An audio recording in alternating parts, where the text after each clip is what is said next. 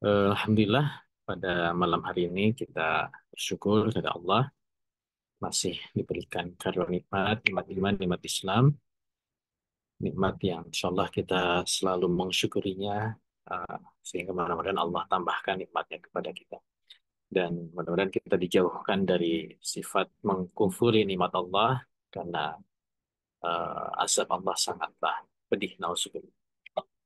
Uh, Insya Allah pada malam hari ini kita akan lanjutkan kajian kita telah kitab Mafahim Siyasi. Kita akan bahas topik baru ya, masih di bab yang sama sebenarnya, eh, tentang permasalahan politik, permasalahan besar ya, politik dunia. Cuman kita bagi-bagi topiknya. Sebelumnya kita sudah bahas dan tuntaskan tentang dinamika politik di kawasan eh, Timur Tengah ya. Nah, sekarang eh, kita akan masuk ke satu kawasan, walaupun memang kawasan ini dalam terminologi hubungan internasional sudah tidak digunakan ya. Eh, tapi dibuat atau dikutip di dalam kitab ini, apa namanya, yaitu terkait dengan Timur Jauh. Ya. Dulu ketika membahas Timur Tengah, kita sudah singgung apa itu terminologi Timur Jauh ya. Ini peta yang dulu sempat kita bahas. Jadi dunia ini dalam perspektif Barat itu dibagi dua. Ada West ya atau Barat, yaitu Eropa dan benua Amerika, dan East atau Timur gitu. Nah, Timur itu kemudian eh, terbagi atas Timur Jauh dan Timur Dekat ya. Ada Near East, ada Far East ya. Nah, di tengah-tengahnya itu ada Middle East. Nah, Near East ini sebenarnya dulu timur, tapi akhirnya kemudian masuk ke Eropa, ya. Yaitu wilayah Eropa yang dulu masuk ke Eropa Timur, yang itu dikuasai oleh Kehilafan Turki Utsmani, ya. Eh, dan ya daerah Balkan gitu ya, daerah ya Eropa Timur lah ya, Wallachia gitu ya. Sekarang jadi Bulgaria, kemudian juga wilayah-wilayah Hungaria itu kadang juga disebut Timur Dekat gitu. Walaupun memang ini sangat dinamis. Nah, ketika Timur Dekat ini masuk ke Eropa, maka sisanya itu muncul Middle East. Makanya kenapa Middle East ini adalah kawasan yang benuanya itu eh, ada di Afrika Utara, ada di Asia gitu, sebagian ada di Eropa gitu. Karena memang konsepnya itu adalah konsep bekas kehilafan Turki Utsmani, ke Middle East gitu. Yang sebagian sudah masuk ke Eropa, maka sisanya itu menjadi Middle East gitu. Nah, sedangkan Timur Jauh itu digunakan untuk menyebutkan kawasan yang eh, di lebih timur lagi gitu ya dari Eropa. Eh, di kitab ini disebut ada lima, lima daerah ya atau lima negara gitu ya, atau kadang disebut sebagai lima subkontinen ya, atau subkawasan yang dikategorikan di dalam kitab ini sebagai Far East atau Timur Jauh, yaitu anak benua India ya, kemudian juga ada Jepang, Cina, Korea, Indochina, dan Indonesia gitu. Nanti kita harus samakan persepsi ya di dalam kitab ini apa yang dimaksud dengan India gitu. Nah, India itu tidak identik dengan negara India, tapi termasuk di dalamnya ada eh, Pakistan, ada Bangladesh ya, dan negara-negara kecil semacam Nepal, Bhutan ya. Nah, itu nanti yang dimaksud dengan Hindia gitu. Dan juga ada Indochina. Konsep Indochina ini juga sudah konsep yang klasik ya. Itu yang digunakan untuk menyebut wilayah-wilayah Asia Tenggara yang dulu di bawah kekuasaannya apa, Prancis ya, yang sekarang muncul Vietnam, kemudian Laos, Kamboja ya, eh, Vietnam, Laos, Kamboja ya, termasuk sebagian dari Myanmar dan Thailand, walaupun memang kadang dimasukkan kadang enggak ya, Thailand. Nah, itu yang dikategorikan sebagai Indochina. Nah, kemudian yang dimaksud dengan Indonesia sendiri sebenarnya nanti di situ eh, kadang disebut ada Malaysia, ada apa? Ada Brunei ya, ada Singapura, ada Indonesia, Singapura, Malaysia gitu ya. Walaupun Brunei itu nggak di mention juga di kitab ini, Singapura juga sedikit lah disebut ya. Nah, itu yang kemudian di diidentifikasi sebagai Far East, gitu. Makanya nanti di dalam pembahasan ini eh, kurang lebih negara-negara itu yang akan dibahas di dalam pembahasan kita, walaupun memang tidak mendetil dan juga mungkin masalah update ya lagi-lagi karena memang kitab ini baru atau disusun di tahun 2004 ya. Jadi berarti kan 2004, 2024 kan 20 tahun ya, 20 tahun, 2 dekade ini cukup waktu yang bisa menunjukkan dinamika yang juga terus berkembang. Seperti itu.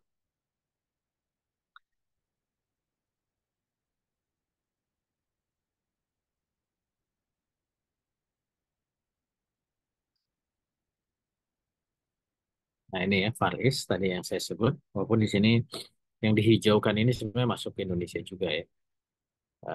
Ini beberapa konsep ya, tentang Near East dan Far East ya, termasuk itu.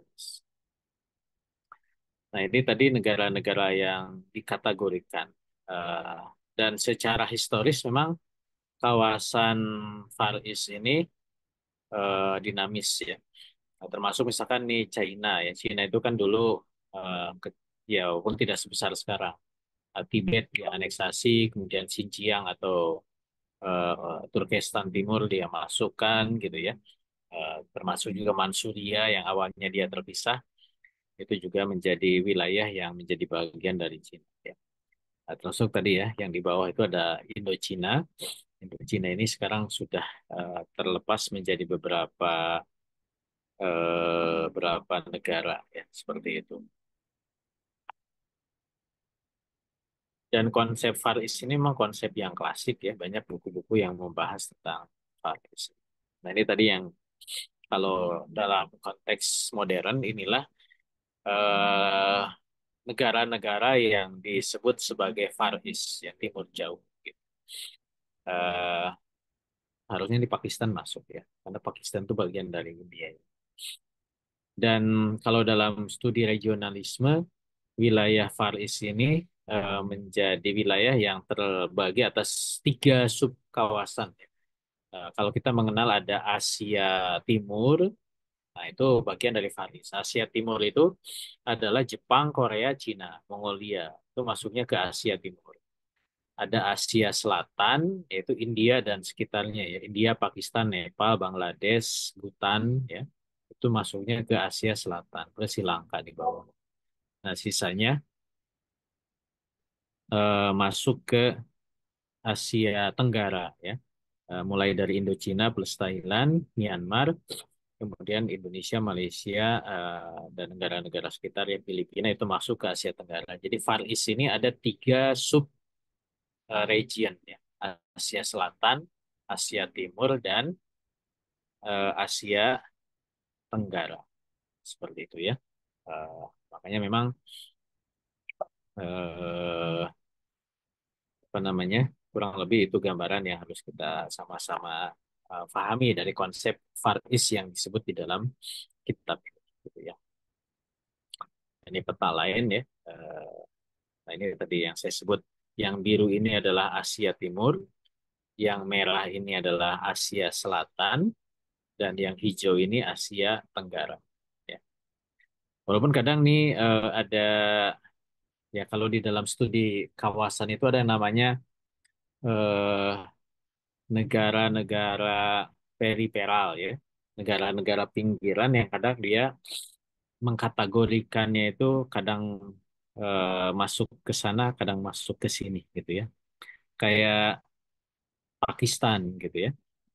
Dari sisi nama dia mirip dengan negara-negara di Asia Tengah. Nanti kita akan bahas tentang tentang pembahasan Asia Tengah. Karena sama-sama negara dengan berakhiran stan gitu ya. Seperti juga Afghanistan. Eh, tapi kadang juga dimasukkan ke Asia Selatan. Kadang juga dia dimasukkan ke Timur Tengah karena mayoritas Muslim gitu ya. Nah, Pakistan itu negara yang sifatnya periferal. Termasuk juga Myanmar. Nah, Myanmar ini dia secara kultur dekat dengan Asia Selatan. Karena dulu sebenarnya waktu dijajah itu sama-sama dijajah oleh Inggris ya.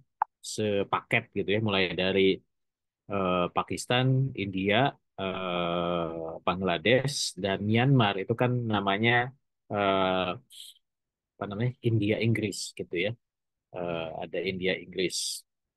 Eh, makanya ada organisasinya English India Company (EIC) itu saingannya VOC, Valenic Industry of Company ya, VOC, Valenic Oost Industry Company. Nah, itu punyanya Belanda. Hindia Timur, Oost Industry. Nah, kalau Inggris punya EIC, English India Company. Nah, yang dimaksud English India Company itu adalah eh, mulai dari Pakistan sampai ke Myanmar. Gitu. Jadi kadang seperti itu. Kalau dalam kajian regionalisme itu ada negara-negara periferal yang seringkali dia eh, apa namanya masuk ke dikategorikan masuk ke kawasan ini, kadang masuk ke kawasan yang lain seperti itu. Oke ya. Nah ini tadi nama-nama negaranya kan nggak ada ya. Jadi ada ya termasuk negara-negara kecilnya ya. Ada Maldives. Maldives itu Muslim ya. Tapi dia negara kepulauan di sebelah selatan. Ini masuk ke Asia Selatan. Termasuk Makau ini sekarang udah masuk ke Cina. Taiwan itu juga masih sengketa ya antara Cina dengan dia ingin melepaskan diri dari Cina. Eh, ya kurang lebih begitu. Nah Korea ini sudah terbagi dua, Korea Utara dan Korea Selatan. Gitu. Oke. Nah, apakah negeri-negeri Muslim, apakah negeri-negeri tersebut Muslim? Ya. Jadi kalau lihat dari prosentase, memang yang di di di Far East ini Muslim itu ada di wilayah Cina ada Muslimnya ya. Kemudian juga di India itu juga ada Muslim. Pakistan itu pasti Muslim. Bangladesh itu Muslim sangat eh, besar prosentasenya termasuk Indonesia, Malaysia ya. Singapura juga ada Muslim walaupun prosentasenya kecil. Filipina juga ada Muslim, prosentasenya kecil gitu ya. Sedangkan wilayah Indochina itu memang rata-rata eh, Buddha ya. Buddha tapi juga ada komunis ya. Itu di Indochina. Di Cina sendiri kan banyaknya komunis ya. Korea, Jepang itu Muslimnya sangat-sangat kecil, ya. Sangat-sangat minoritas. Nanti kita lihat beberapa gambaran masing-masing negara tersebut. Nah, di kitab ini jelaskan bahwa masalah Far East ini berbeda dengan masalah Middle East ya. Eh, walaupun memang ada hal yang sama antara Middle East dan Far East yaitu dari dua hal. Pertama dari sisi posisi strategisnya, walaupun nanti posisi strategis antara Middle East dengan Far East juga ada perbedaan ya, walaupun ada strategis tapi ada juga tetap perbedaan. Kemudian yang kedua nanti dilihat dari aspek penjajahan yang terjadi eh, di Far East ya, di Timur Jauh. Eh, Penjajah di Timur Jauh itu beda dengan penjajah di di Middle East ya, di Timur Tengah gitu. Contoh misalkan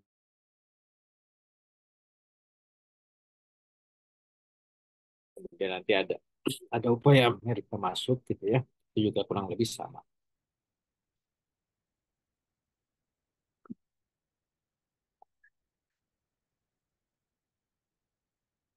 Eh, Kemudian juga ada negara-negara di Far East ini yang dijadikan sebagai buffer state ya, negara penyangga gitu. Mungkin pernah dengar dalam sejarah ada negara yang tidak pernah dijajah gitu ya. Itu bukan berarti memang tidak dijajah gitu, karena memang itu dijadikan disepakati oleh para penjajah menjadi buffer state ya, yaitu negara Thailand. Thailand itu dia menjadi buffer state antara jajahan Prancis dan Inggris gitu ya. Prancis menjajah Indochina, Inggris menjajah Asia Selatan plus sebagian Asia Tenggara, maka negara yang menjadi buffer atau menjadi benteng penghalang supaya di antara dua penjajah ini tidak bersinggungan langsung, nah itulah Thailand ya. Ya dia beruntung saja dijadikan sebagai benteng penghalang antara jajahan Inggris dan jajahan Prancis gitu. Nah, itu contoh kemudian juga ada Portugis ya. Kalau di Timur Tengah kan Portugis itu ya sempat lewat saja ya di kawasan Oman gitu ya, Aden gitu, tapi tidak sempat kemudian bisa menguasai. Tapi di Far East City ada wilayah-wilayah yang sempat diduduki oleh Portugis ya. Salah satunya di wilayah Goa di India, kemudian juga di Timur Leste ya, termasuk juga di tadi Makau ya. Makau itu wilayah yang sekarang masuk ke Cina. Nah, ini juga yang apa? Yang membedakan penjajahan di Timur Tengah dengan di eh, Far East ya, di Asia di Timur Jauh ya. Nah, yang pertama tentang posisi strategis ya.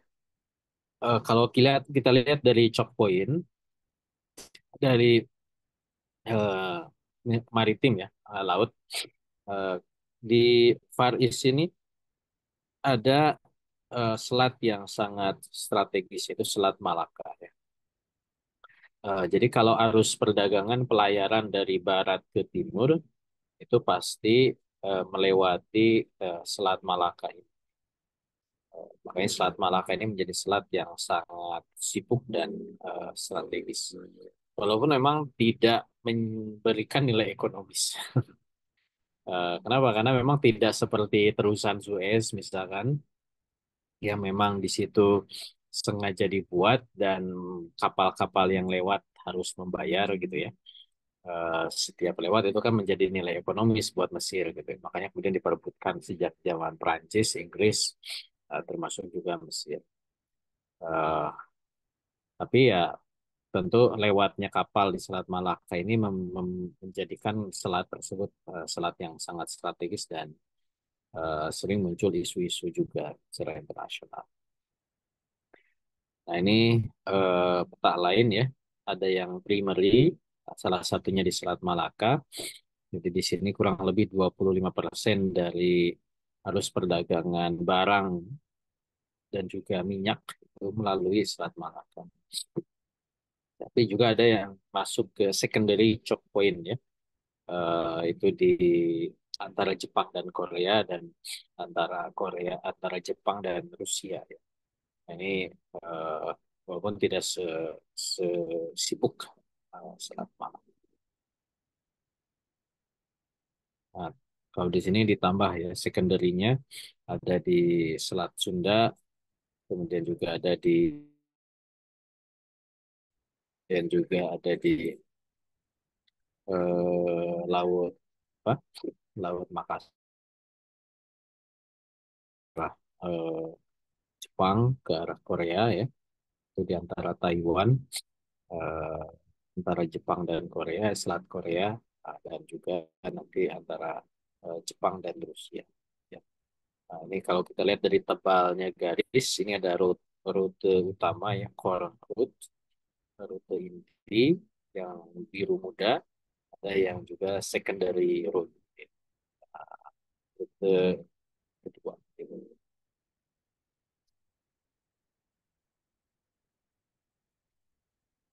Nah, ini timur jauh setelah atau menjelang Perang Dunia ke-1 ya. Jadi kalau kita lihat eh, yang berkuasa di situ ini India ya. Nah, India ini nanti India tadi yang saya ceritakan India dengan Birma ini satu jajahan ya. Warnanya merah. Yang sekarang pecah nanti muncul Pakistan, Bangladesh, Birma. Termasuk juga Siam ini kan wilayah yang diwarnai merah muda kan. Ini independen gitu ya. Artinya tidak dijajah. Tadi saya ceritakan ini sebagai buffer state ya. Nah, yang hijau ini jajahan Prancis, Indochina, ya, Inggris juga menjajah Malaysia dan ya Malaysia ya dan Singapura. Nah, Indonesia warnanya orange, ini dijajah oleh Belanda, kemudian Filipina itu dijajah oleh dulunya Spanyol ya. Kemudian ketika Spanyol kalah perang dengan Amerika Serikat, maka wilayah Spanyol diambil alih oleh Amerika Serikat. Salah satunya di Filipina. Nah, Jepang dia kadang juga menjajah negara sekitar, ya salah satunya Korea. Korea dengan Jepang itu emang musuh bebuyutan ya.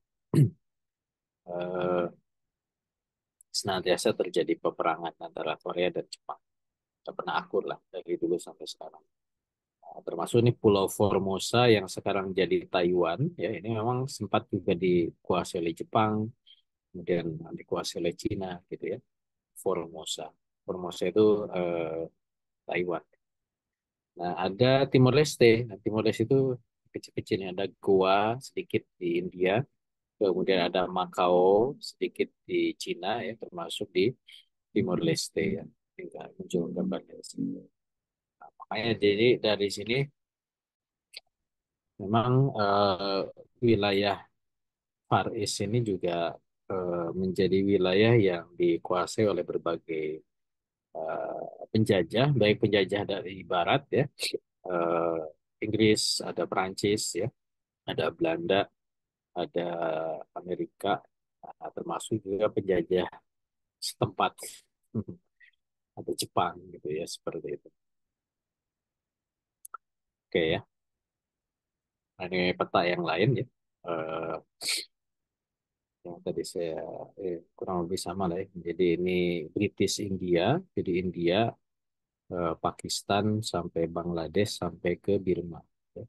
Kemudian ada Malaysia, kemudian ada Indochina ya, French Indochina, Indochina Prancis, dan Filipina dikuasai oleh Amerika ya, seperti itu. Kemudian India, Indonesia, ya. Indonesia dikuasai oleh eh, Belanda seperti itu. Timor Leste sedikit nih ya. Ada Portugal di sini. Timor Leste, Goa. Oh, di sini ada lebih detail lagi. Ada beberapa kota ya di India itu yang juga dikuasai oleh Portugal ya. Ada Diu, ada Goa. Nah, Prancis juga ada Pondiceri ya di India itu dikuasai oleh. Ini lebih detail lagi nih. Eh, wilayah-wilayah yang dikuasai oleh berbagai wilayah. Nah, Jerman juga ada nih di wilayah-wilayah kepulauan di Pasifik ya, di Palau, kemudian Caroline ya, nah, itu dikuasai oleh Jerman. Gitu. Eh, Gambarannya begitu penjajahan di Paris. Nah, ini kapan mereka menjajah? Ya, ini ada datanya di sini. Nah, kalau di sini disebutkan Indonesia mulai dijajah Belanda tahun 1705 ya, walaupun memang tentu tidak semuanya langsung ya, kurang lebih begitu lah. Kemudian Prancis itu baru ya, 1907. Portugis yang warnanya hijau ya, masuk ke Timor Leste 1702. Di Makau 1887. Nah, Jepang dia sempat menguasai wilayah-wilayah di ada India ya, tahun 1900. Ini pasca reformasi Meiji ya. Jadi Jepang mulai menguasai wilayah-wilayah eh, sekitar ya, tahun di atas tahun 1900-an. Ya, ada juga yang tahun sebelumnya ya. Amerika menguasai Filipina itu tahun 1809. Jerman ini yang merah, yang kuning tuh ya, apa? Inggris ya, Inggris menguasai India, Malaysia, termasuk juga wilayah-wilayah kepulauan. Ya, nah ini beberapa peta untuk pendetilan penguasaan wilayah-wilayah di Asia. Jadi eh, dari di kitab ini dijelaskan bahwa ada 6 ya yang disebut di dalam eh, kajian Timur Jauh, yaitu anak benua India. Walaupun nanti anak benua India ini nanti dibahas terpisah ya, dipisahkan pembahasannya eh, karena dianggap beda. Nah, makanya di dalam pembahasan ini, di pembahasan apa Timur Jauh itu juga tidak bahas India. Ya. Kita nggak akan bahas India, tapi nanti saya ulas sekilas. Kemudian ada Cina, Jepang, Korea, Indochina, dan Indonesia. Nah, untuk Cina, Jepang, Korea juga ini tidak banyak diulas ya di dalam pembahasan ini. Eh, jadi nanti yang banyak dibahas itu Indochina dan Indonesia sebenarnya. Termasuk juga bagaimana peta Timur Jauh dari perspektif negara-negara adidaya. Tapi nanti saya ulas sedikit lah tentang Cina, Jepang, dan Korea. Oke. Nah, ini tadi anak benua India. Jadi kenapa disebut anak benua? Karena kan benua besarnya benua Asia. Ya, kalau secara morfologis, geologis ya, India ini kan subkontinen ya, benua kecil yang nabrak benua besar gitu ya. Makanya muncul pegunungan Himalaya ya, yang kemudian dianggap sebagai tumbukan antara dua lempengan bumi ya, ini dia terus eh, menaik menjadi gunung gitu. Maka disebutnya subkontinen, anak benua gitu, India. Jadi ini wilayahnya ada India, Sri Lanka, Pakistan, kemudian ada Nepal, Bhutan, dan Bangladesh. Nah, sekilas tentang India, jadi India ini sekarang menjadi negara terbanyak penduduknya. Sudah mengalahkan Cina ya, jumlah penduduknya. Ini data berapa?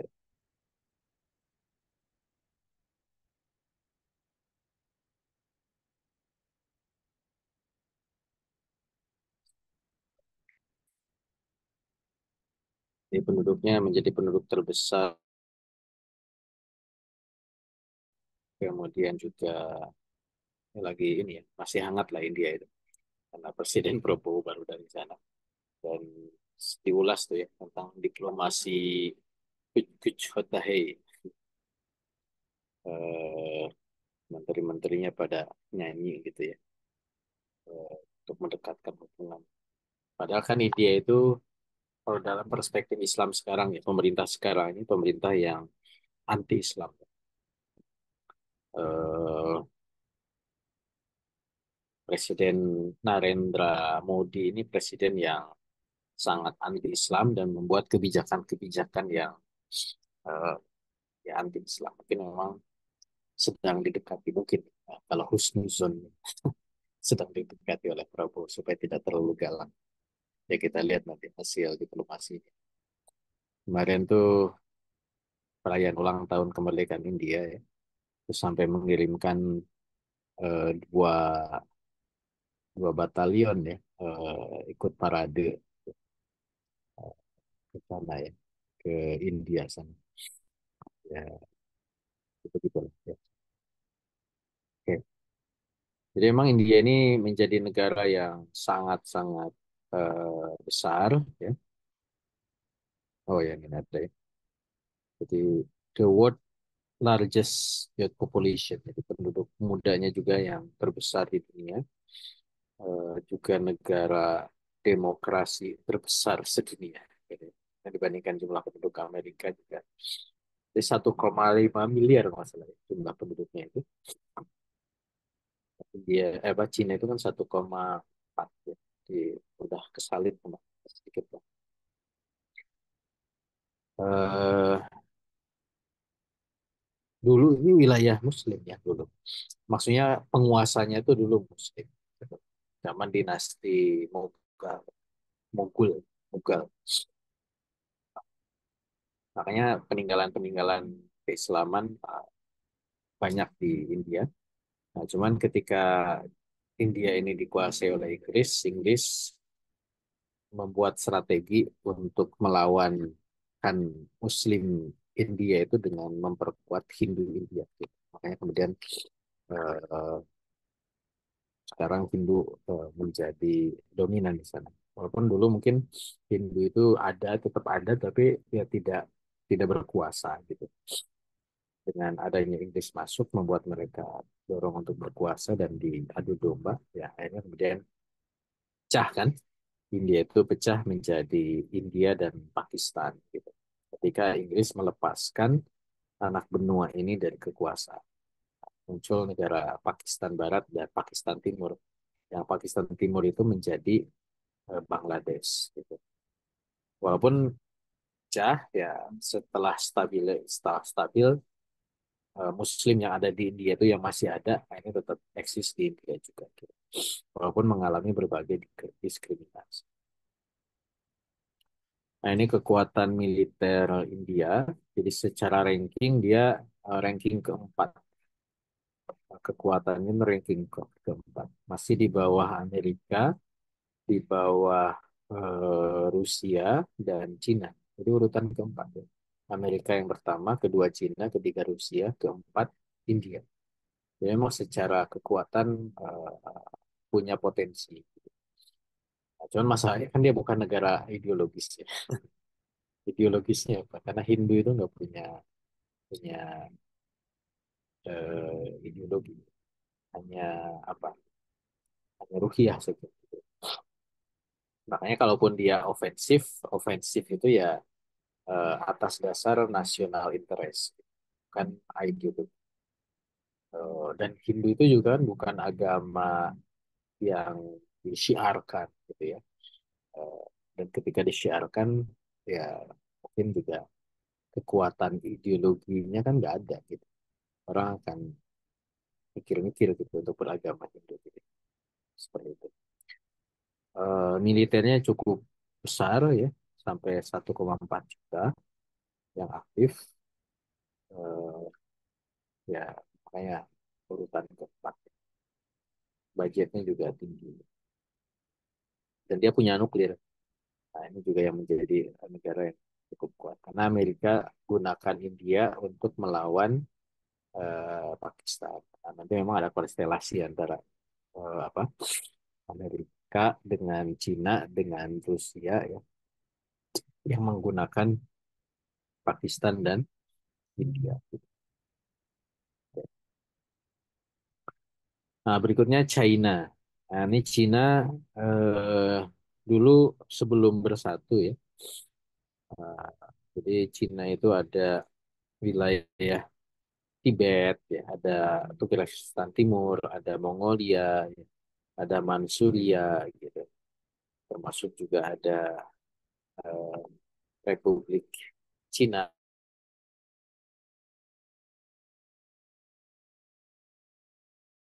Taiwan, ada wilayah yang ya. Nah, ini peta lain. Jadi Cina itu ini setelah berakhirnya kekaisaran. Jadi dulu Cina itu kan kekaisaran, empire. Kemudian terjadi revolusi tahun 1911 itu ada filmnya ya. Judulnya 1911 ya. Revolusi 1911 itu jadi perubahan dari kekaisaran Cina menjadi Republik Cina. Ada juga film The Last Emperor ya, kaisaran terakhir. Karena kaisar siapa Yungi ya, kaisar terakhir itu anak kecil ya. Dan yang bisa digulingkan oleh kaum Republik. Eh, Jenderal Chiang Kai-shek sama Dr. Sun Yat-sen. Nah, itu sangat terkenal ya, pendiri Republik Cina. Melakukan pembaharuan Cina menjadi Republik itu tahun 1911. Jadi yang disebut Cina itu yang kuning ini. Nah, Xinjiang, Tibet, Mongolia, termasuk Manchuria itu dulu tidak termasuk ke Kaisaran Cina, gitu ya. Nanti setelah Cina menjadi republik, kemudian terlibat di dalam Perang Dunia Kedua bersama sekutu, eh, tapi di sisi lain pengaruh komunisme Cina kan masuk ya. Terjadi revolusi budaya tahun 50, akhirnya kaum komunis mengalahkan kaum republik. Ya. Nah, kaum republik kayaknya pergi ke Pulau Formosa, ke Taiwan. Yang komunis mendirikan Republik Rakyat Cina. Makanya ada Republik Cina, ada Republik Rakyat Cina. Nah, Republik Cina itu ya Taiwan. Ya. Republik Rakyat Cina ya RRC, itu Cina yang komunis. Nah, Cina yang komunis ini kemudian mengkonsolidasikan dia akhirnya menganeksasi wilayah Xinjiang, Tibet, ya, Manchuria, Mongolia, sebagian itu menjadi wilayah yang berkonsolidasi. Nah, Cina 1,4 miliar penduduknya, mayoritas agama tradisional, Konghucu, ada Buddha juga. Kekuatan militernya nomor tiga setelah oh ini urutan yang lama ya. Harusnya nomor dua tuh. Amerika, Rusia. Kalau ini berarti di bawah Rusia. Kalau gitu. Tentaranya kurang lebih 2 jutaan. Dia juga punya nuklir yang cukup banyak. Pesawat tempurnya juga lumayan. Ya, Cina. Nah, ini pembagian komando militer Cina. Jadi ada Northern Command, ya, wilayah utara, memang Suria dan Inner Mongolia, ya. Kemudian ada Sentral, ini wilayah pusat, wilayah timur, ya. Kemudian ada wilayah selatan dan wilayah barat. Ini pembagian. Tapi memang tidak seperti Amerika yang sudah overseas ya, sudah mengontrol dunia secara keseluruhan. Ya, kalau Cina yang mirip lah dengan Indonesia baru mengontrol wilayah kemiliterannya di dalam negeri saja. Gitu. Nah, ini juga 2014 ya. Ini membandingkan Cina dan Jepang ya. Oh, ini tentaranya 2,3 juta gitu.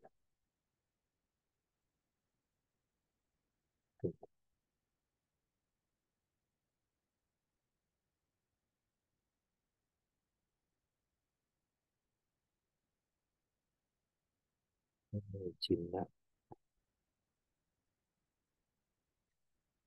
eh, membandingkan di sini ada sedikit mungkin kebaca. Nuklirnya Cina 250 dibandingkan Amerika 7.000. Jadi memang masih banyak kan. Ini membandingkan Cina dan Amerika. Hmm. Cyber command-nya kebanyakan Amerika. satelitnya, Cina punya 24 satelit militer, Amerika 121. Eh, ya, personelnya. Cina lebih banyak tentaranya, 2,3 juta. Amerika 1,4 tentara. Tapi yang paling banyak Cina itu di darat, 1,6 juta tentara darat. Kalau Amerika hampir merata ya. Udara 300, angkatan laut. Ada Navy, ada Marines. Apa bedanya marinir sama Navy? Kalau marinir itu laut yang ke darat, laut yang diterjunkan ke darat. Kalau Navy itu dia tentara yang di kapal gitu ya, nggak apa, nggak terjun ke darat. Makanya kualitas marinir itu itu sama dengan darat sih. Cuman dia punya kemampuan lebih. Eh, Dia diangkatkan dari laut untuk diturunkan ke darat itu marinir. Makanya 100.000 saja marinir. Karena memang 10.000 aja ya marinirnya gitu. Karena memang konsepnya nggak begitu. Kalau Amerika dengan konsep penguasaan daratan dari lautan, maka marinirnya kuat seperti itu. Tentaranya, nah ini jumlah tank dan seterusnya kita bandingkan, ya memang ada jenis banyak gitu, tapi eh, ya nanti bergantung kualitas peperangan apa alat tempurnya. Air defense. Nah di laut nih Amerika unggul ya, kan lautnya gitu. Ya. Nah, ya. Amerika dengan Cina itu budget militernya, Cina itu setengahnya Amerika. Jadi artinya kalau mau lebih gaji, jumlah tentara Cina lebih banyak, Amerika lebih sedikit, tapi budgetingnya Amerika lebih banyak. Berarti kan lebih mahal gitu ya. Tentara-tentara Amerika digaji lebih mahal. Juga impor, eh, kalau Amerika tinggi ya, mengekspor senjata. Tapi kalau mengimpor ya fluktuatif gitu ya. Seperti itu. Nah, senjata ekspor Cina ya tidak terlalu eh, karena kan namanya perang ya.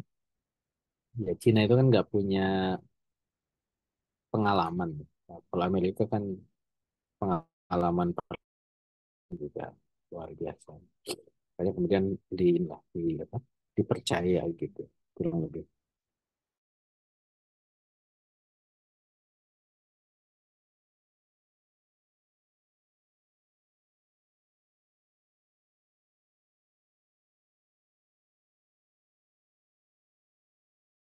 Apa, klan ya. Ada klan, kemudian ada kaisar. Para klan ini kemudian mengabdi kepada kaisar. Jumlah penduduk memang terus berkurang. Data terakhir sekitar 120 jutaan. Ya. Mayoritas Pinto, ya. Ada Buddha dan nah, kekuatan militernya Jepang nomor 8. Ya, memang di bawah ya. Di bawah Amerika, Cina, Rusia, India, di bawah Inggris, Prancis ya. Tapi masih 10 besar. Eh, Tentaranya 240.000. Lebih banyak Indonesia jumlah tentara. Nah, Jepang ini memang pasca Perang Dunia Kedua, ketika dia dikalahkan oleh Amerika Serikat ya dalam Perang Dunia Kedua, memang dilemahkan. Sehingga dia hanya boleh legasinya ya, ada aturan yang dibuat pada Perang Dunia Kedua, hanya boleh punya self defense force. Ya. Sering diterjemahkan pasukan bela diri. Maksudnya bahwa dia itu eh, tidak sampai punya kekuatan ofensif gitu ya. Hanya punya kekuatan untuk mempertahankan diri saja. Makanya disebut SDF ya, Self Defense Force. Itu diatur seperti itu. Makanya kemudian dikontrol penuh oleh Amerika dan Amerika menempatkan militernya di Jepang sampai ya 55.000.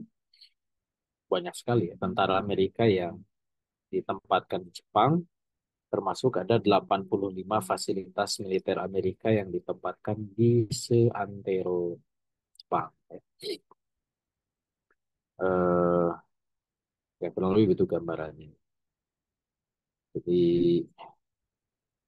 dia menjadi kalau istilah kita ini negara satelitnya Amerika Serikat. Jepang. Dulu sebelum kalah di Perang Dunia Kedua, Jepang ini sempat menjadi negara yang melakukan ekspansi ke Pasifik. Nah, nanti disebut di dalam kitab ini bahwa ancaman dari ya salah satu ancaman untuk Amerika Serikat itu adalah Jepang. Ya. Tapi dulu ya, karena Jepang dia sempat menjadi negara adidaya sekejap ya. Ya hanya 3 tahunan ya. Walaupun prosesnya sudah dimulai sejak 1895 ya, mulai menguasai Pulau Sakhalin ini punya Rusia ya, yang kuasai.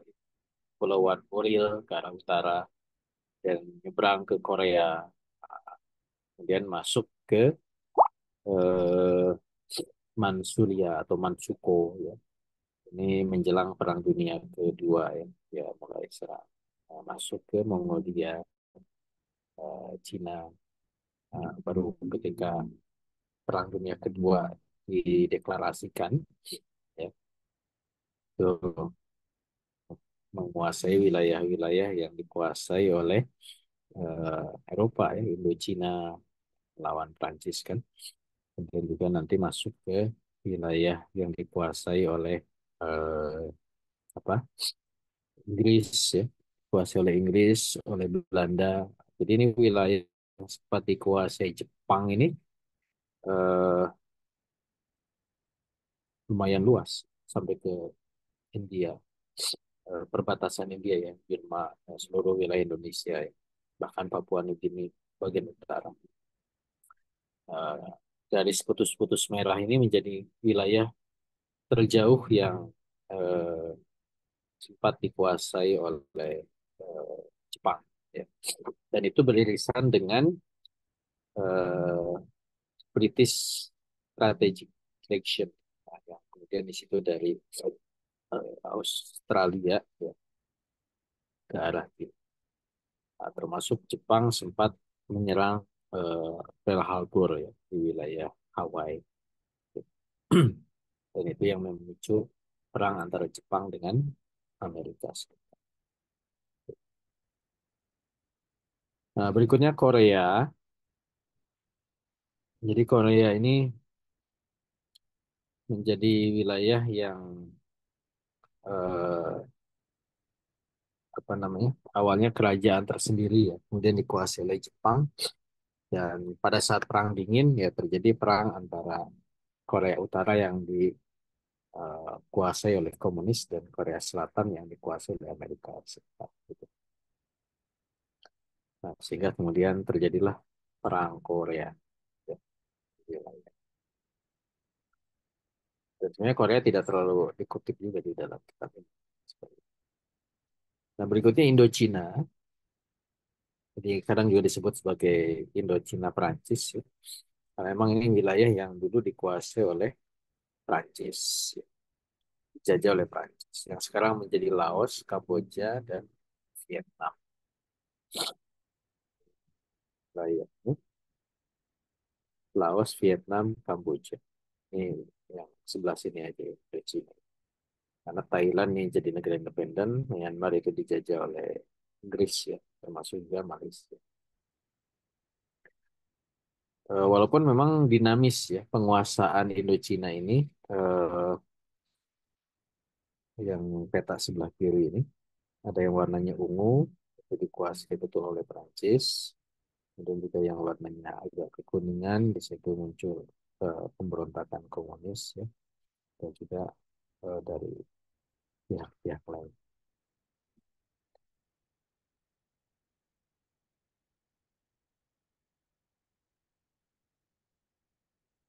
Dan di saat Perang Dingin ya, Indochina ini muncul negara sosialis Republik Vietnam yang warnanya merah sampai yang hijau sebenarnya nanti dia masuk. Dan nanti yang Khmer sama Kamboja yang warnanya kuning dan warnanya coklat ini nanti nyatu jadi negara Kamboja. Nah, yang warnanya biru tua ini menjadi negara Laos. Yang dulunya sama-sama dijajah oleh Prancis. Nah, berikutnya Indonesia. Ini nggak usah dijelaskan. Sedikit lah. Ini beberapa peta yang menarik ya, sebenarnya. Jadi ini pada saat tahun 48 ya, ketika Belanda mengsetting Indonesia itu menjadi negara serikat. Ya, ada Republik Indonesia yang warnanya merah, dan ada negara yang dibikin oleh Belanda ya. Dan ada yang dikuasai secara militer yang ungu, dan yang memang masih dikuasai oleh Belanda. Makanya muncul misalkan negara Sumatera Timur.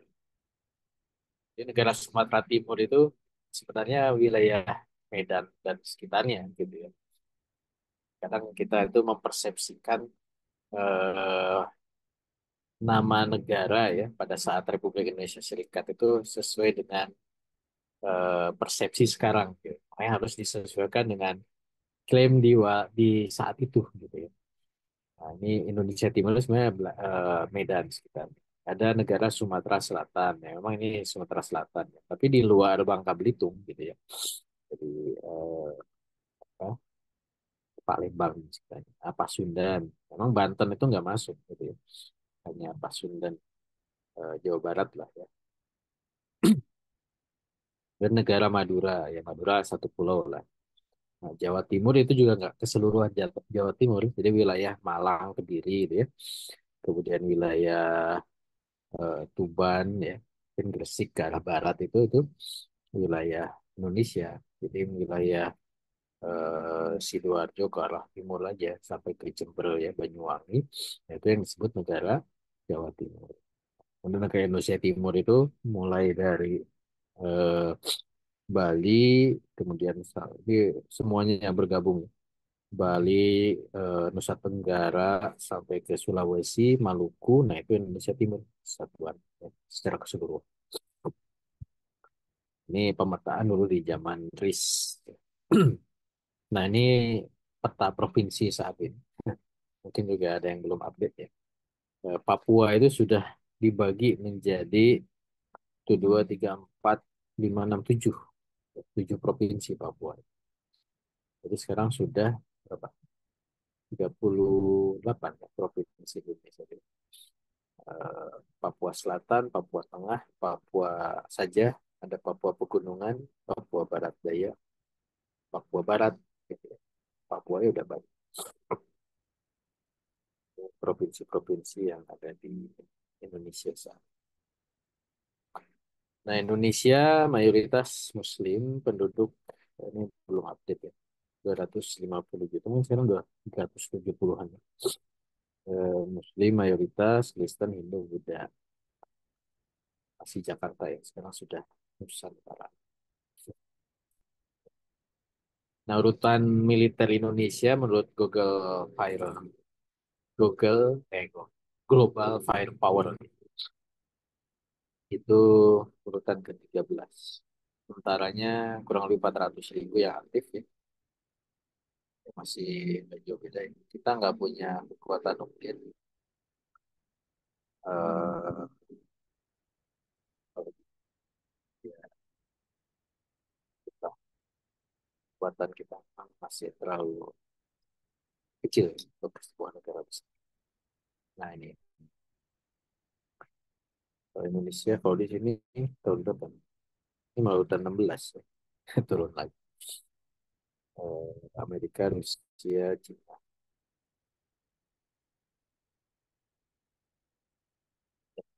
Mungkin itu sebagai awalan ya tentang eh, Asia, Asia, apa, Far East.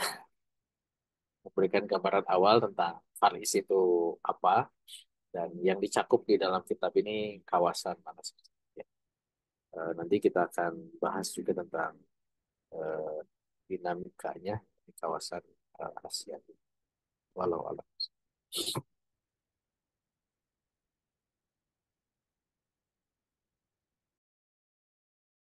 Ya, Alhamdulillah. Eh, Syukuran Ustaz.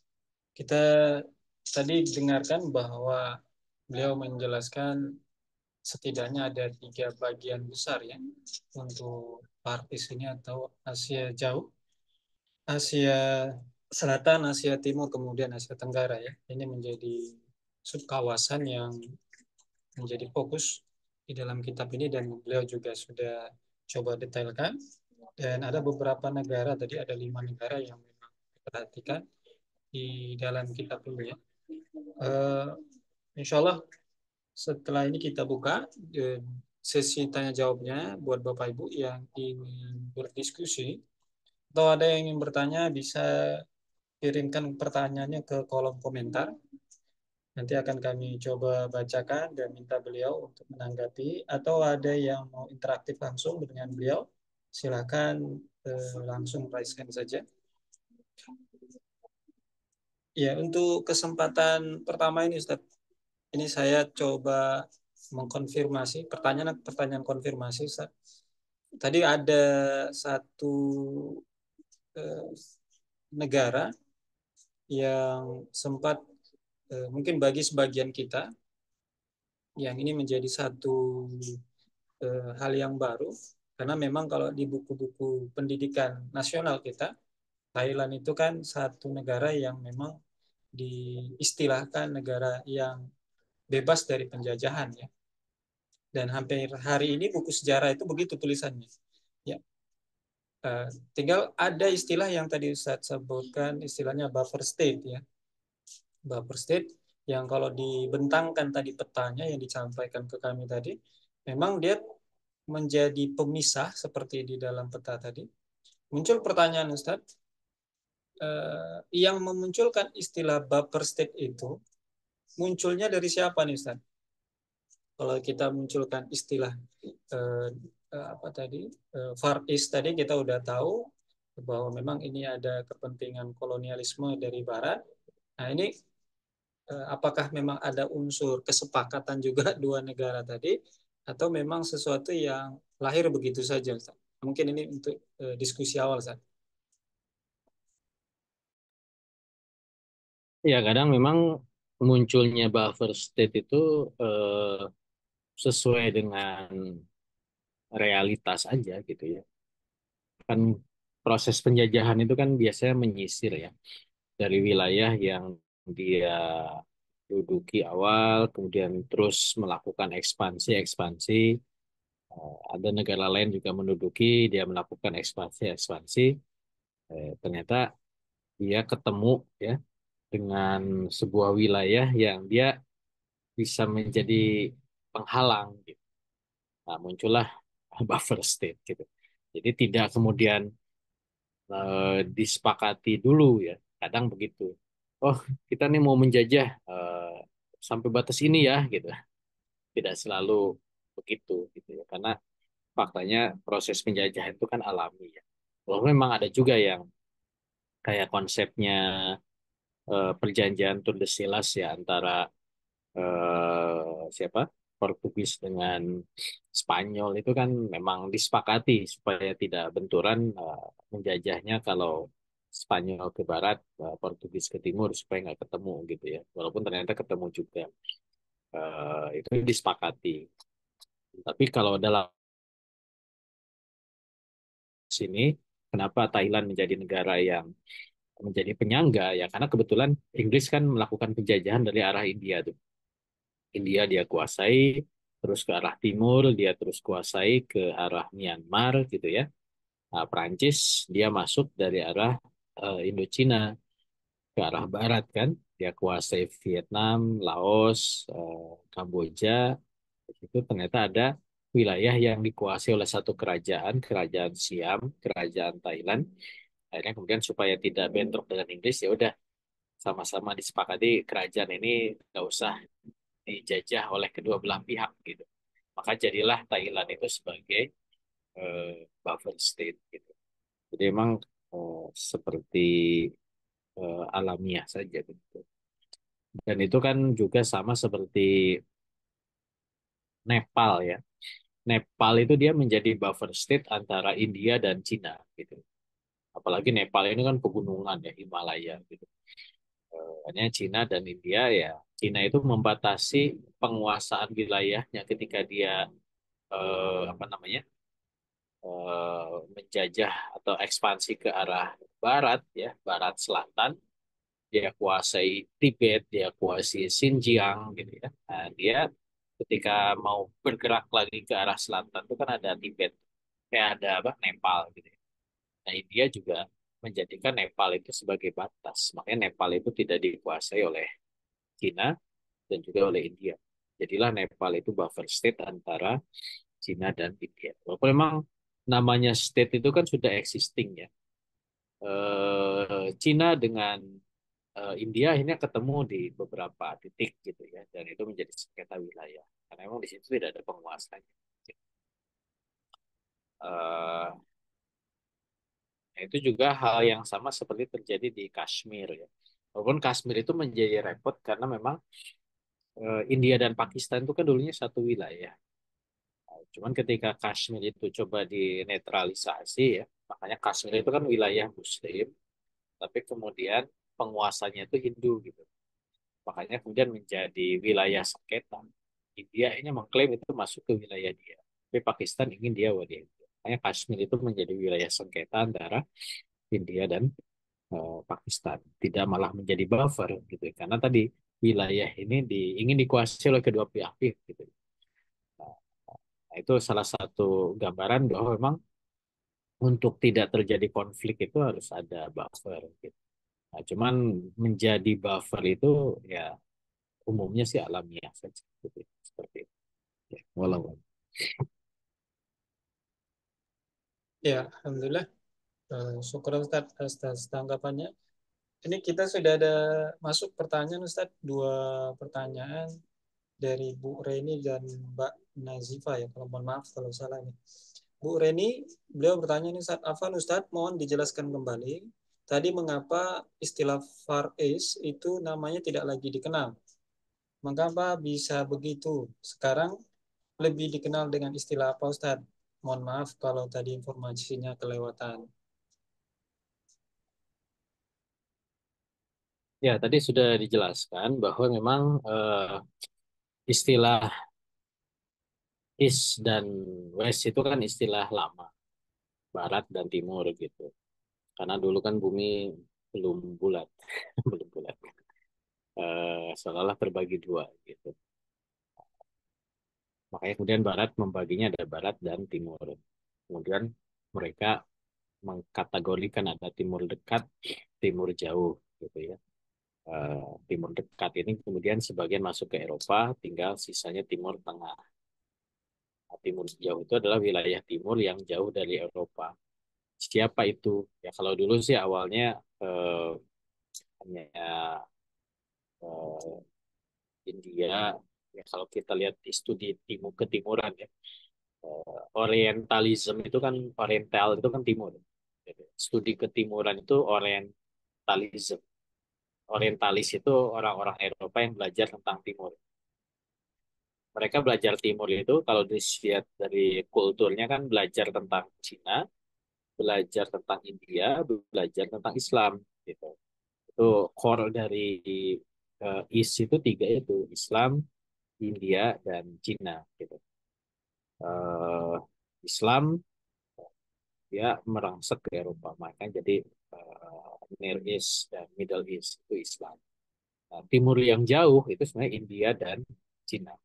Cuman kalau didetailkan lagi, Cina itu ada Korea, ada Jepang gitu ya. Karena sama-sama sedikit, tapi ya beda juga ternyata kulturnya gitu. Nah, sedangkan India itu ada India, ada apa? India Timur jauh, India Timur ya. Indonesia itu kan maksudnya ke India Timur. Sedangkan Indo-Cina itu kan perbatasan antara India dan Cina, gitu. Jadi memang dulu Barat itu mengenalnya hanya India dan Cina. Ada perbatasannya Indo-Cina, ada wilayah kepulauannya Timur India Timur, gitu ya. Itulah Indonesia sekarang dan Malaysia dan sekitarnya. Dan Cina sendiri ada Jepang, ada Korea. Nah, kenapa istilah itu tidak lagi dikenal? Karena memang itu menjadi istilah budaya saja, istilah yang menjelaskan kultur gitu. Kalau dalam kajian hubungan internasional, pembagian region itu sekarang sudah menginduk ke pembagian kontinennya gitu. Makanya tadi saya sebutkan bahwa Far East itu sekarang mencakup Asia Timur, Asia Tenggara, dan Asia Selatan. Karena tidak lagi relevan bicara tentang India, karena kan sudah ada negara-negara lain kan, ada Pakistan, ada Sri Lanka, ada Bangladesh, ada Nepal, ada Bhutan gitu. Sehingga kalau disebut India nggak terlalu relevan. Termasuk juga Cina itu kan ada Jepang, ada Korea, ada Korea Utara, Korea Selatan, ada Taiwan gitu ya, ada Mongolia, termasuk juga Indochina. Indochina itu kan sudah hilang sebenarnya secara fakta. Karena dia sudah menjadi tiga negara kan, ada Laos, Vietnam, Kamboja. Kemudian juga Hindia Timur kan sudah nggak ada juga secara faktanya kan. Nah, ada Indonesia, Malaysia, Brunei, Singapura, Filipina gitu ya. Jadi memang dalam kajian hubungan internasional, kalaupun dikemukakan istilah Far East, itu adalah istilah historical ya, istilah kesejarahan, bukan istilah faktual gitu. Karena pembagian region itu tidak lagi berdasarkan hal tersebut. Gitu. Itu yang eh, pertama ya dari Bu Reni. Kemudian ya Brunei. Brunei itu tadi disebut sedikit ya. Nah, nanti juga akan kita ulas kilas. Ya Brunei itu memang negara kecil, eh, kecil banget. Saya tunjukin petanya biar kelihatan kecilnya.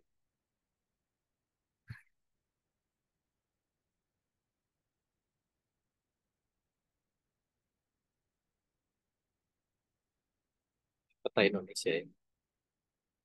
Peta Indonesia. Brunei itu yang di atas. Kecil kan? Eh, memang banding Jawa Barat kan gitu. Jawa Barat ya. Banding Jakarta ya lebih besar dikit lah gitu ya. Eh, ke Brunei. Tapi lebih besar dibanding Singapura.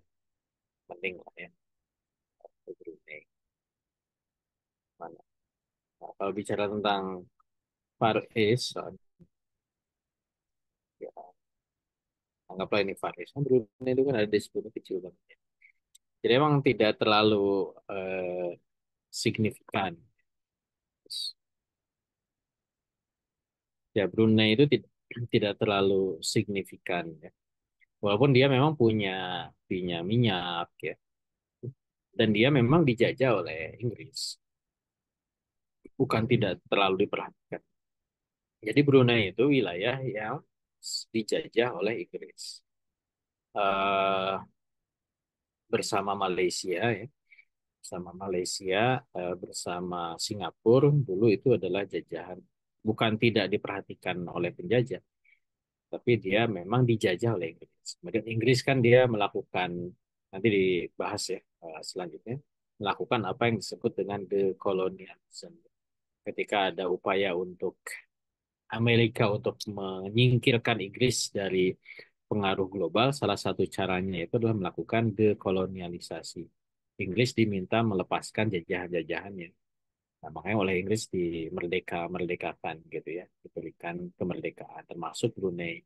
Kenapa Brunei dipisahkan dengan Malaysia? Karena memang secara historis di situ tuh sudah ada kerajaan Brunei.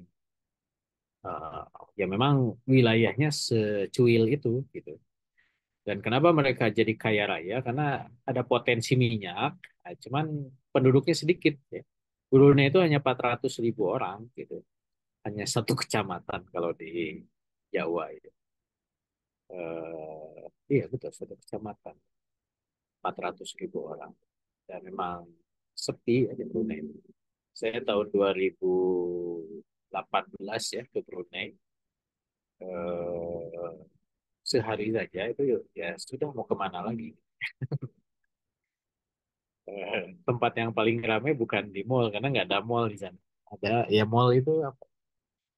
eh, Ya gedung 2 lantai gitu ya, pertokoan biasa gitu. Yang ramai itu di pasar. Ya pasarnya juga kayak pasar biasa aja, gitu. Karena orang Brunei kalau belanja ya ke Singapura, ke London gitu ya, ke Kuala Lumpur gitu, beli baju. Jadi kalau buat keseharian mereka orang-orang kaya gitu. Jadi kalau jualan baju di Brunei ya mungkin ya nggak terlalu inilah. Gitu. Kalau buat belanja shopping-shopping ya keluar. Paling buat keseharian, buat makan, minum gitu ya. Makanya ramai ya tempat-tempat makan di sana. Eh, Kenapa bisa begitu? Karena tadi minyak yang mereka punya itu dikuasai oleh mereka, gitu. Makanya mereka kaya raya gitu. Bahkan ada cerita sekali kalau Ramadan ya, ketika zakat fitrah, gitu ya, orang yang dapat zakat itu langsung jadi muzaki gitu. Saking besarnya mereka mendapatkan zakat. Gitu. Bahkan Brunei itu dikenal sebagai negara mobil ya. Jadi jumlah mobil dan jumlah orang lebih banyak jumlah mobil. Satu rumah itu satu orang itu 4 mobil. Walaupun ya buat apa juga ya, dipakai semua kan. Itu ya kurang lebih itu ya tentang Brunei.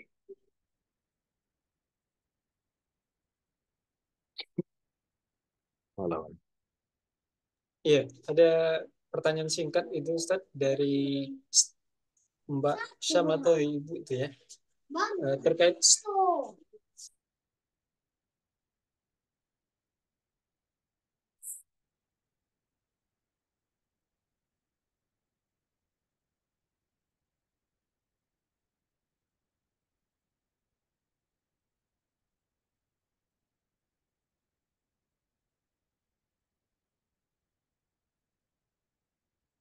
iya, pertanyaan beliau dari Ibu atau Mbak Syampurnawaningsi. Beliau bertanya tentang Thailand Selatan, Ustaz. Apakah di sana Muslim? ya, eh, Thailand Selatan itu emang wilayah Muslim ya. Nah ini juga kalau dalam kacamata sejarah memang eh, ya salah satu strategi Inggris ya ketika dia meninggalkan wilayah jajahan itu meninggalkan apa yang disebut sebagai bom waktu ya. Jadi dia sengaja menempatkan wilayah-wilayah yang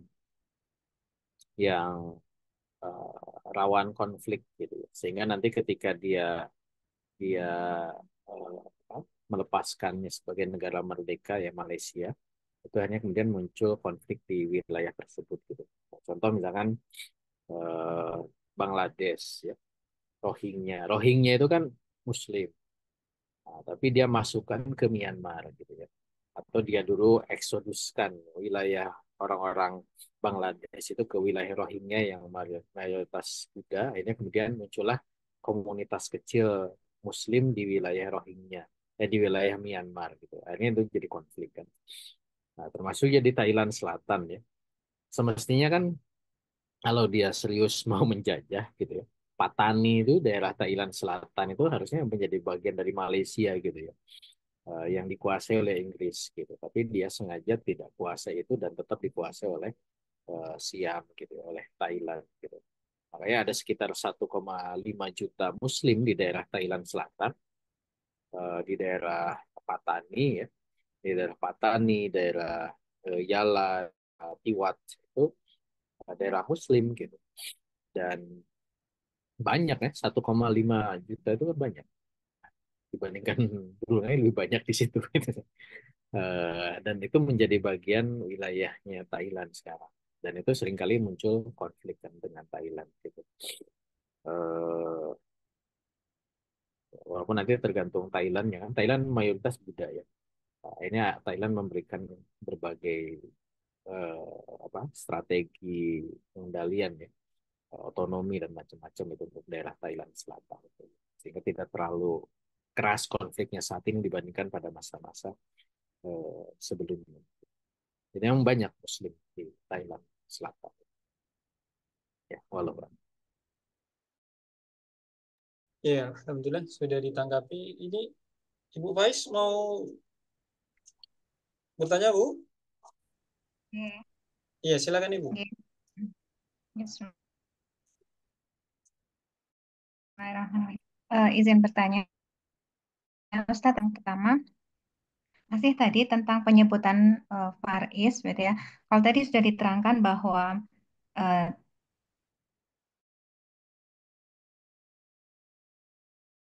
bisa dikali beda karakternya. Nah, masih pada titik berbeda-beda karakternya itu, walaupun kemudian tadi disebutkan, ya disebut di kitab ini mungkin karena historical gitu ya.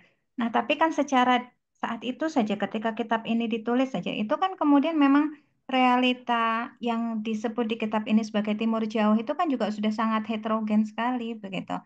Jadi ada Asia Timur yang karakternya begitu, ada Indochina yang karakternya begitu, ada Asia Selatan yang karakternya demikian. Nah, ini kenapa kemudian mungkin mungkin ada reasonnya, beda kenapa selanjutnya ini dibahas atau dikodifikasikan permasalahan Timur Jauh gitu. Bukankah yaitu tadi ketika kitab itu ditulis saja ini kan sudah sangat heterogen sekali yang berbeda dengan Timur Tengah gitu ya, yang hampir apa namanya sama begitu karakternya. Atau ketika nanti kita membahas tentang Asia Tengah gitu, itu kan hampir sama juga begitu karakternya. Tapi kalau ini kan tadi ya sangat heterogen gitu. Maksudnya satu wilayah dengan wilayah yang lain yang dibahas di sini itu berbeda karakter. Ya mungkin itu pertanyaannya kenapa justru disatukan gitu. Jadi disatukan dalam satu subbab permasalahan Timur Jauh. Oke. Oke, itu yang pertama. Kemudian yang kedua, eh, tadi tentang buffer state. Ketika kemudian negara-negara penjajah itu mensepakati ada buffer state untuk batas mereka, gitu ya. Kemudian selanjutnya siapa Ustadz yang memiliki otoritas eh, mengatur buffer state tersebut, begitu. Jadi otoritas pengaturannya itu lantas diberikan haknya itu kepada siapa? Yaitu yang kedua. Kemudian yang selanjutnya tentang Cina. Seringkali Ustadz mengatakan bahwa Cina itu kurang pengalaman gitu dalam skala global untuk bisa menandingi atau menggeser posisi Amerika Serikat. Sebenarnya kalau tadi dari indeks gitu ya, militer dan macam-macam itu kan sebenarnya dia punya potensi. Apa yang tidak, mungkin pertanyaannya apa yang tidak membuat Cina itu segera menggenapi kekurangannya gitu ya, itu tadi dia punya banyak pengalaman apa dia harusnya lebih lebih mengambil lagi pengalaman begitu militer di pengalaman perang di dunia begitu. Kenapa kemudian dia tidak mengambil itu kesempatan itu, nggih. Atau maksudnya tidak ada kesempatan atau seperti apa? Nggih, itu yang ketiga. Kemudian yang selanjutnya em, tentang Brunei tadi. Apa yang membuat Brunei dengan sebenarnya tadi Ustadz menyatakan ya, negara yang kaya gitu ya. Apa yang membuat Brunei tidak segera menaikkan kapasitasnya gitu menjadi sebuah negara yang akhirnya memiliki kapasitas yang bisa bisa naik leverage-nya begitu. Ini sebenarnya kenapa? Apa yang sebenarnya telah tengah menyandra Brunei Darussalam gitu ya, sehingga kemudian kekayaan dia itu tidak tidak lantas bisa membuat dia untuk menaikkan kapasitas negaranya. Oke, sebenarnya kalau kemudian bicara tentang pengembangan militer dengan uang yang dia miliki kan dia sebenarnya bisa. Betul. Sebenarnya kendalanya seperti apa kalau kita bicara tentang Brunei Darussalam? Oke, sampun Ustadz sementara itu jazakumullah khair.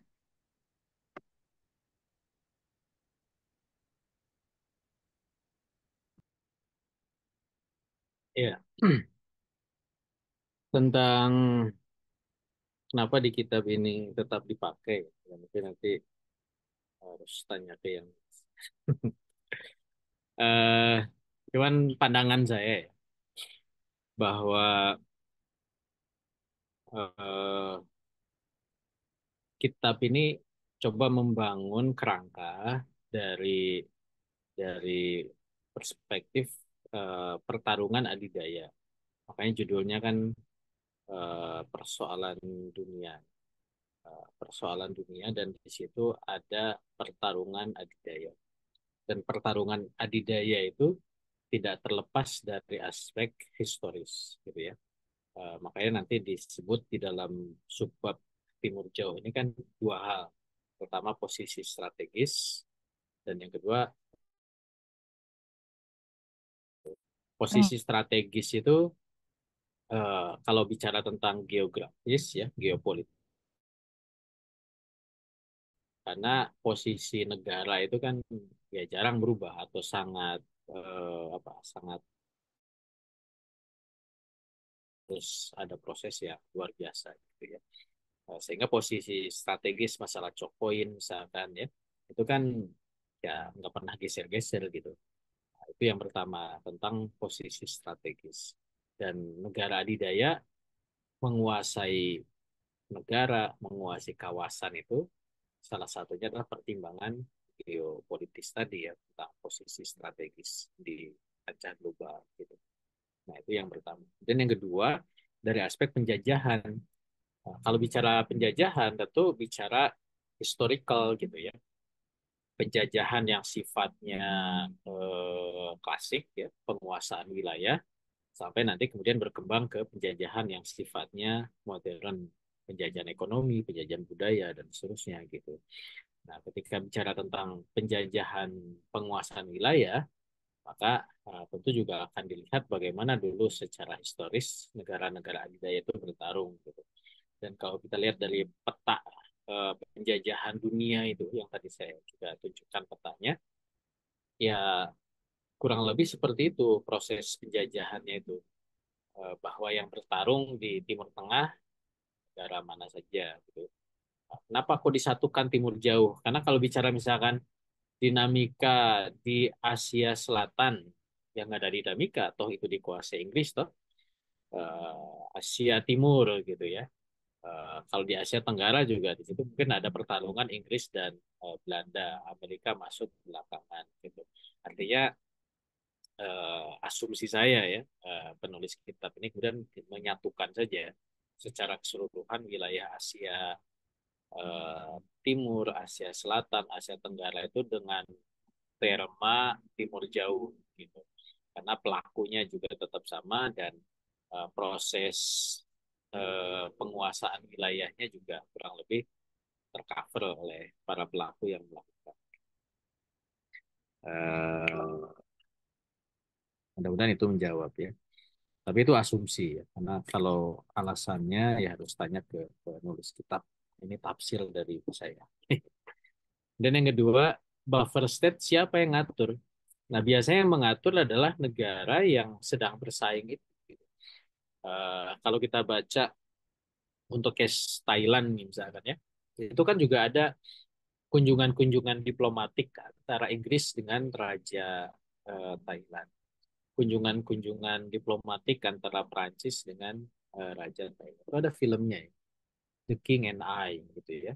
Itu cerita dalam perspektif Inggris bagaimana hubungan eh, Inggris ya eh, dengan Raja Thailand gitu. Walaupun di situ dikemas dengan hubungan yang sifatnya humanis gitu. Tapi kalau dilihat dari kacamata politik itu adalah bagaimana mengendalikan Thailand supaya dia tidak mensupport apa Prancis misalkan seperti itu, dan juga sebaliknya. Artinya kan jangan dibayangkan ketika sebuah negara itu dijadikan buffer state itu seolah-olah minim dari intrik dan dinamika politik gitu. Nah, tetap saja namanya buffer itu kan inginnya dikuasai juga gitu. Supaya buffer ini eh, bisa menjadi dua dua sisi gitu ya. Pertama dia menjadi pelindung, di sisi lain dia menjadi pihak yang menjadi mata-mata ke sana gitu. Dia tidak boleh melihat ke sini tapi dia bisa melihat ke sana. Jadi dua sisi yang dia gunakan gitu ya. Makanya itu dijadikan sebagai buffer zone atau buffer state gitu. Jadi yang ngatur itu biasanya mereka yang sedang bersaingnya itu gitu. Tinggal nanti bagaimana dinamika politik dan diplomatiknya di antara kedua negara yang sedang bersaing dengan negara buffer state tersebut. Kemudian yang ketiga Cina. Ya Cina itu kenapa tidak naik di kancah global karena bukan negara mabdai gitu. Problem utamanya itu di situ. Selama Cina itu ya kalau urutan apa urusan power ya. Power itu kan alat saja ya, tool saja. Negara yang bisa naik ke kancah global itu kan ada dua. Dulu kita udah bahas ya, ya bahasan tentang negara-negara adidaya. Pertama adalah motif ideologi. Jadi motif ideologi itu justru kalau negara itu punya motif ideologi, maka dia akan membangun powernya gitu ya, untuk kemudian uh, mewujudkan motif ideologinya itu. Sehingga akhirnya ofensif bahkan ekspansif gitu. Nah, yang kedua motif uh, kalau dalam bahasa bahasa kitab ini kan disebut sebagai keinginan berkuasa gitu ya, ekspansif. Apakah mungkin karena kalau dulu zaman Jerman dia merasa sebagai bangsa pilihan dan dia harus ngatur negara lain, atau dia memang punya eh, energi lebih ya kayak Jepang dulu kan ketika ada restorasi Meiji dia overproduksi ini kemudian ini gimana nih ya udah caplok-caplok sana gitu ya. Menjadi nasionalisme yang sifatnya chauvinistik gitu ya. Dia ingin memimpin negara lain gitu. Harus ada motif itu, baru dia akan menjadi negara yang main di kancah global. Nah, Cina ini kan pertama motif ideologi nggak ada. Dia pakai komunis, tapi komunismenya bukan komunisme ofensif ya, sebagai ideologi. Motif chauvinistiknya juga tidak nampak. Gitu. Ya, dan itu semua bisa dimunculkan, dinampakkan gitu ya. Bahwa dia ada keinginan untuk menguasai wilayah. Nah, cuma mungkin dia safety player ya, bermain dengan cara-cara lain, misalkan dengan ekonomi, dengan teknologi gitu ya, dengan bantuan, dengan utang dan seterusnya gitu, tidak bermain secara militeristik gitu. Uh, karena dia juga menyadari bahwa ketika main di kancah global ada pemain utamanya Amerika Serikat, dia mengukur sejauh mana dia bisa vis-a-vis berhadapan langsung dengan Amerika Serikat. Apalagi Amerika Serikat sudah mengendalikan secara sistemik eh, di kancah global ya. Dia sudah bikin tatanan ekonomi dengan Bretton Woods Treaty-nya. Dia sudah atur dunia dengan organisasi-organisasi internasional, PBB, dan lain sebagainya. Dan dia juga bikin semacam eh, global idea ya, demokrasi, HAM, dan seterusnya gitu. Kita nggak punya konsep gitu ya. Dia mau mau maju dengan bawa gagasan apa gitu. Nggak ada kebaruan. Makanya kemudian ya dia wait and see aja kan. Dia coba tetap mempertahankan diri sebagai negara besar, terus memperkuat sampai menunggu Amerika lemah gitu ya. Sehingga kalaupun ekonomi ya dia pakai kapitalisme, tapi pakai state capitalism, HAM juga dia nggak punya gagasan tentang itu ya. Kemudian juga eh, ya militer juga dia kan pakai berusaha untuk memperkuat militernya. Cuman kan uji coba militernya kan belum. Makanya tadi saya selalu sebut bahwa Cina itu memang tidak punya pengalaman perang kan, sehingga untuk bisa menjual teknologinya itu butuh waktu gitu. Itu akhirnya kemudian dunia mulai melirik tuh ya ke teknologi punya Cina. Cuman kan itu setelah teruji sekian lama, harus ada uji dulu gitu. Kayak misalkan sekarang berkembang teknologi elektronik ya, laptop, handphone, macam-macam. Cina kan booming gitu. Error dan Cina akhirnya bisa bisa membuktikan bahwa produk-produk dia itu diterima gitu. Tapi untuk teknologi militer kan cara pengujiannya gimana?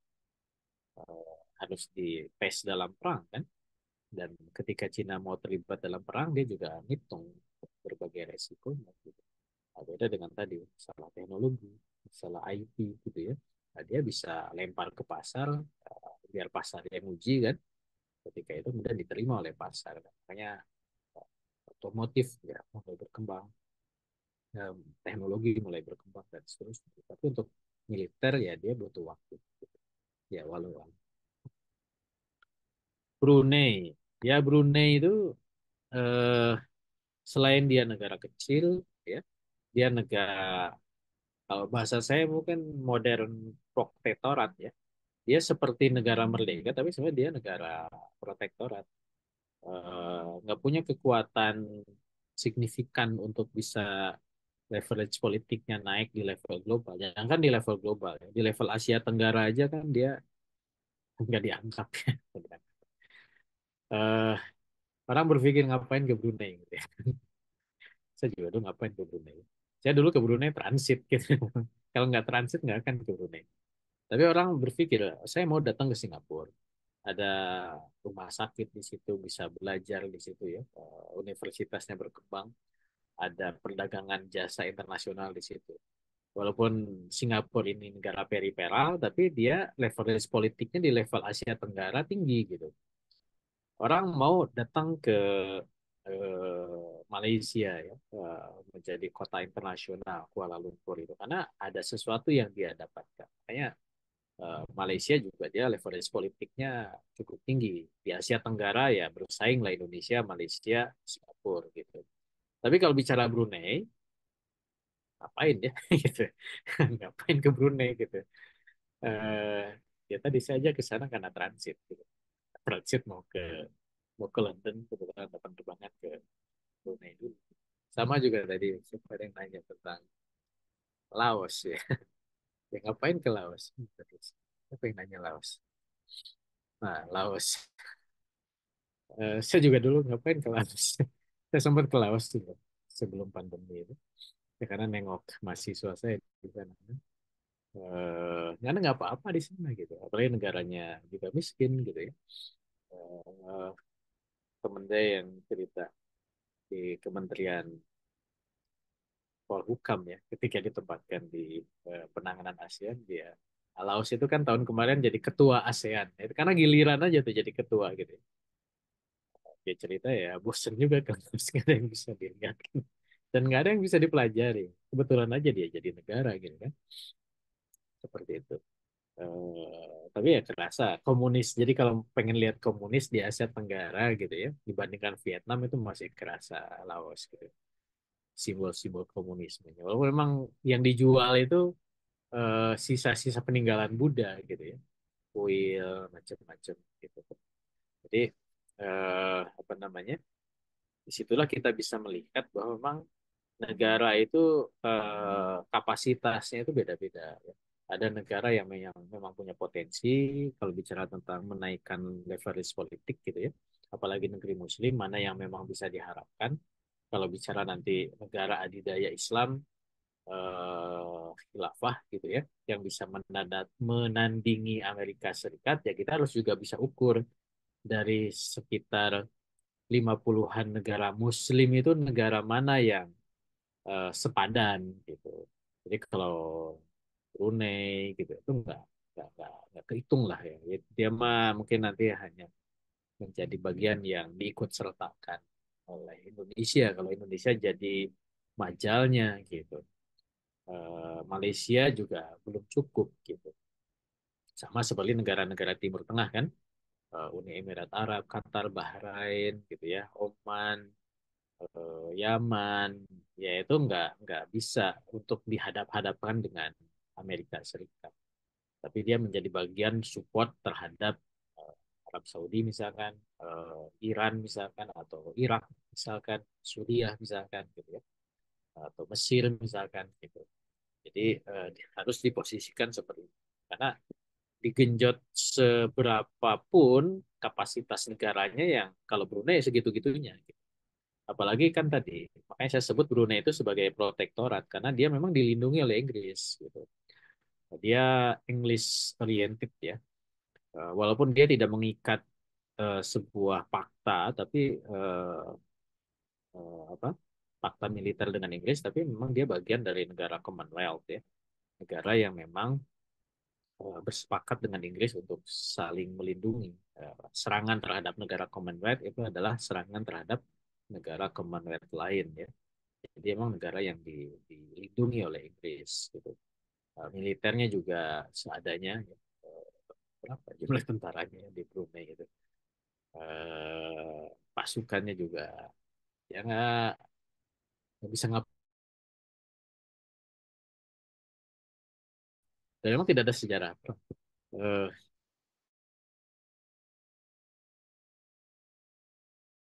museum ya lihat gitu. Nggak ada tuh cerita melawan Inggris gitu ya.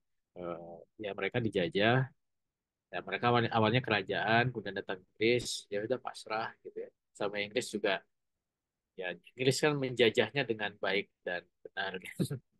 Beda dengan Belanda kan dieksploitasi macam-macam. Inggris itu kan ketika menjajah itu, jajahannya itu apa, diberdayakan gitu.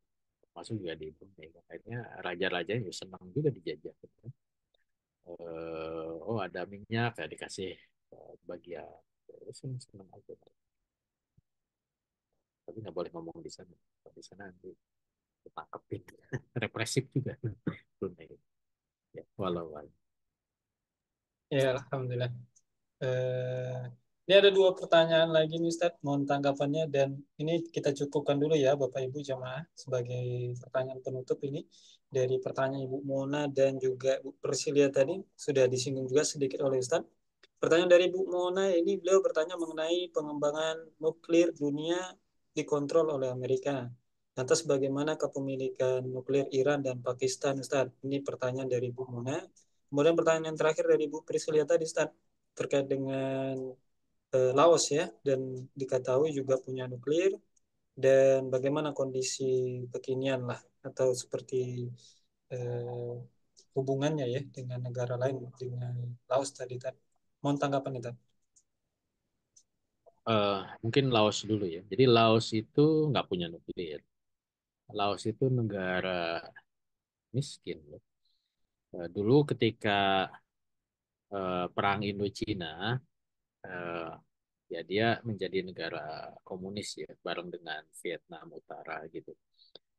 Dan dia menjadi negara tersendiri, negara komunis. Eh, nggak ada nuklir di sana ya. Tapi nanti perlu dicek lagi tadi informasi. Kemudian dia partner komunisme ya, dengan Soviet itu. Peledak-peledak bawah, bukan peledak bawah tanah ya. Jadi ketika perang Kamboja, perang di Vietnam itu memang banyak eh, apa namanya ranjau darat.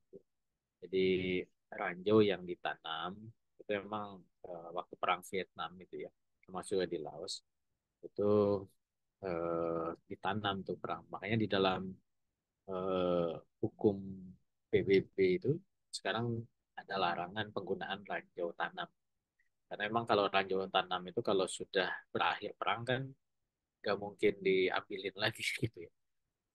Masa sudah damai, tapi karena ranjau-ranjau itu masih ada, itu menjadi membahayakan gitu, ya, bagi orang-orang yang berlalu lalang di atas. Itu yang menjadi bahaya. Makanya kalau kemudian berkunjung ke Laos, ya memang karena dia negara komunis ya, dia memang agak ini juga, agak apa istilahnya, protektif ya. Jadi para pengunjung itu ya harus ada yang nganternya. Nggak bisa kita lalu lalang eh, sana kemari, soalnya di arena kota ya, diawasi ya. Ya, lazimnya sebagai negara komunis mereka kontrol orang-orang asing ya, walaupun tidak separah Korea Utara ya. Laos itu memang masih sangat apa, protektif terhadap para pengunjung asing. Walaupun tadi ya mau ngapain juga ke Laos ada banyak yang dilihat. Nah itu untuk Laos.